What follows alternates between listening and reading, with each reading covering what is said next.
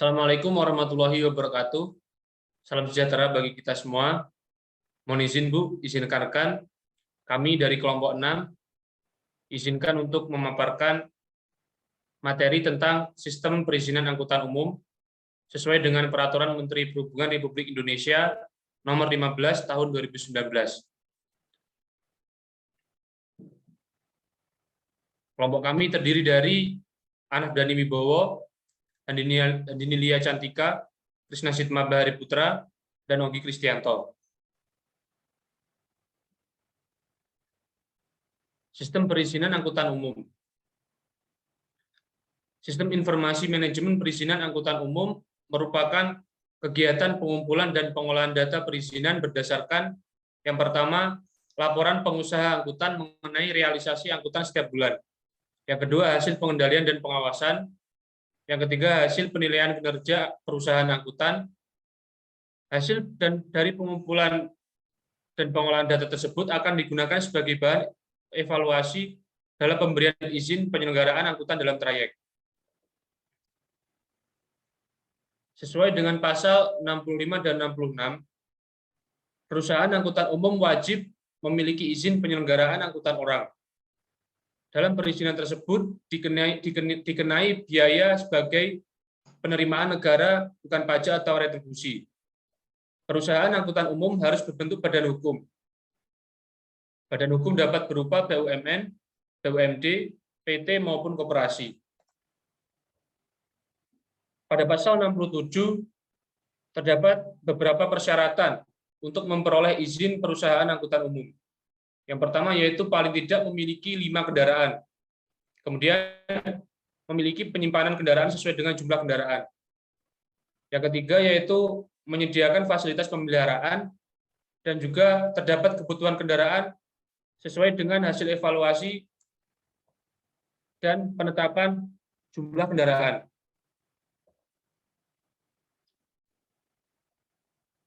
Pada pasal 68 untuk trayek pemadu moda, pemohon izin penyelenggaraan angkutan orang harus melakukan kerjasama dengan otorita atau badan pengelola. Otorita atau badan pengelola terdiri atas bandar udara, stasiun kereta api, dan pelabuhan. Pasal 69. Izin terdiri atas SK izin penyelenggaraan angkutan, kartu pengawasan berupa kartu elektronik. SK izin penyelenggaraan diberikan kepada pimpinan perusahaan angkutan umum dan berlaku selama perusahaan dijalankan. Kartu pengawasan berupa kartu elektronik merupakan bagian dokumen perizinan pada setiap kendaraan bermotor umum. Kartu pengawasan harus diperbarui setiap tahun.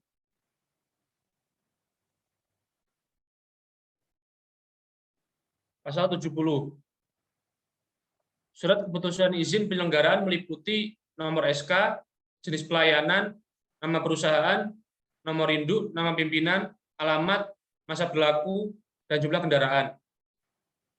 Lampiran SK berupa daftar kendaraan memuat nomor SK, nama dan domisili, nomor kartu pengawasan, TNKB, merek, tahun pembuatan, daya angkut, asal tujuan trayek, kode trayek, nomor rangka, dan nomor uji kendaraan, dan nomor uji berkala kendaraan. Lampiran SK berupa jadwal meliputi nomor SK, nama dan domisili, jumlah kendaraan, jumlah ritase, kode trayek, lintasan trayek, terminal asar, terminal tujuan, terminal persinggahan, waktu tiba dan waktu berangkat. Kartu pengawasan berupa kartu elektronik berupa daftar kendaraan memuat nomor kartu, nomor induk kendaraan, nama perusahaan, masa laku pengawasan, kode trayek, asal dan tujuan, TNKB, nomor rangka, nomor uji, daya angkut orang, dan daya angkut bagasi.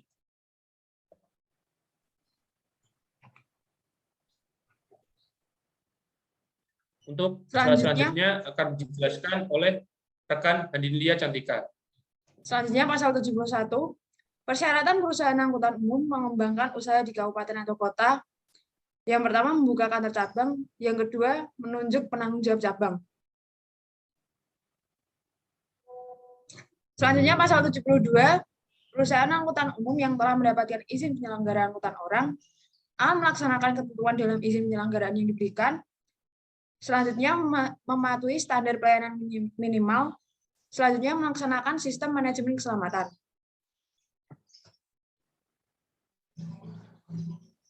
Pasal 73, yang pertama akan menyediakan kendaraan cadangan paling rendah 10%. Yang kedua, kendaraan cadangan dioperasikan saat kendaraan lain mengalami kerusakan. Yang ketiga, pengoperasian kendaraan cadangan harus sesuai izin penyelenggaraan. Dan yang terakhir, kendaraan cadangan harus dilengkapi kartu pengawasan berupa kartu elektronik cadangan.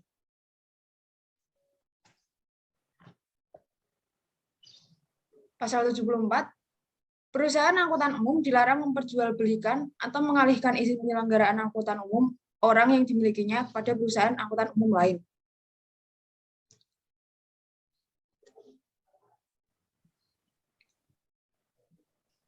Selanjutnya, pasal 75 mengenai pemberi izin penyelenggaraan angkutan orang.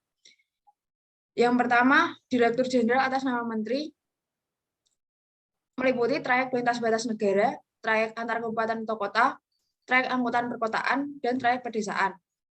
Yang kedua, Kepala Badan atas nama Menteri, meliputi trayek antar kabupaten atau kota. Yang ketiga, ada Gubernur, meliputi trayek antar kota, trayek angkutan perkotaan, dan trayek pedesaan. Yang keempat, Gubernur Daerah Khusus Ibu Kota Jakarta, meliputi trayek yang berada dalam wilayah Provinsi Daerah Khusus Ibu Kota Jakarta. Yang kelima ada Bupati, meliputi trayek perkotaan dan trayek pedesaan.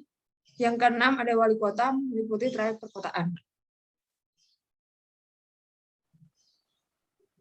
Selanjutnya akan dipaparkan oleh rekan saya, Ogi Kristianto.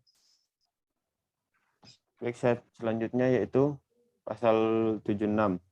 Izin penyelenggaraan angkutan orang. Terdiri atas izin baru, pembaharuan masa berlaku kartu pengawasan, perubahan dokumen izin, dan izin insidental.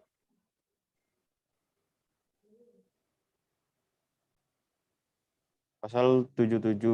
Permohonan izin penyelenggaraan angkutan orang mengikuti mekanisme yang diatur dalam peraturan perundang-undangan mengenai pelayanan perizinan berusaha terintegrasi secara elektronik.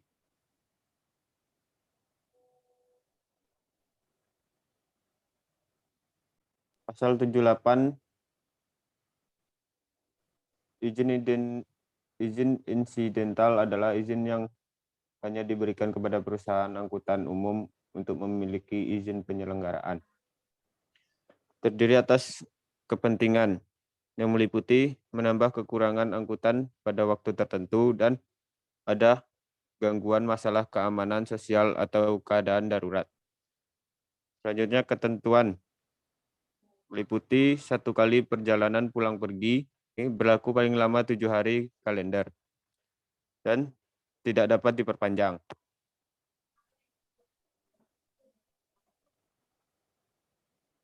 Pasal 79, izin insidental harus memuat ketentuan mengenai tempat menaikkan dan menurunkan penumpang.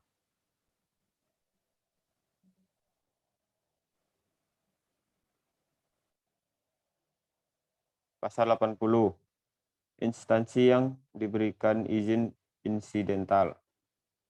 Yang pertama yaitu Balai untuk terminal asal tujuan TPA.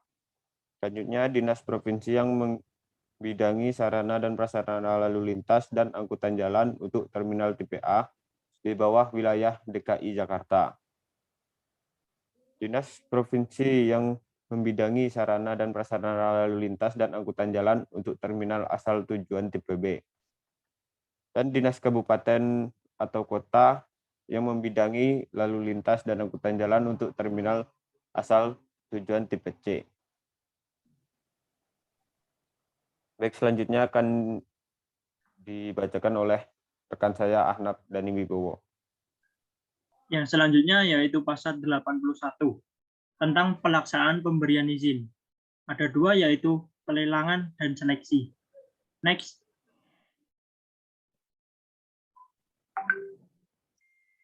Pasal 82 dan pasal 83 tentang pelelangan pembukaan trayek baru. Yang pertama, pengumuman pelelangan dilakukan melalui laman, papan pengumuman, media massa, paling lambat 30 hari sebelum pendaftaran pelelangan. Didasarkan pada rencana umum jaringan trayek. Yang selanjutnya, pengumuman pelelangan dilakukan oleh pejabat yang memberi izin. Pengumuman pelelangan berupa nama trayek, asal tujuan, jarak tempuh, terminal persinggahan, jenis kendaraan, jumlah perusahaan angkutan umum. Penilaian terhadap pemenuhan standar pelayanan minimal memuat tahun pemuatan, jumlah tempat duduk, model pengelolaan, operasional, dan tarif. Next.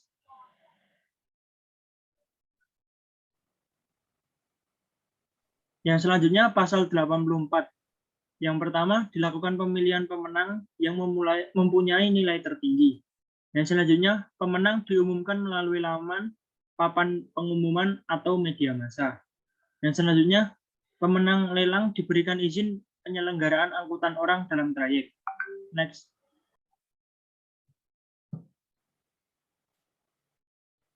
Perpanjangan izin penyelenggaraan angkutan orang melalui seleksi.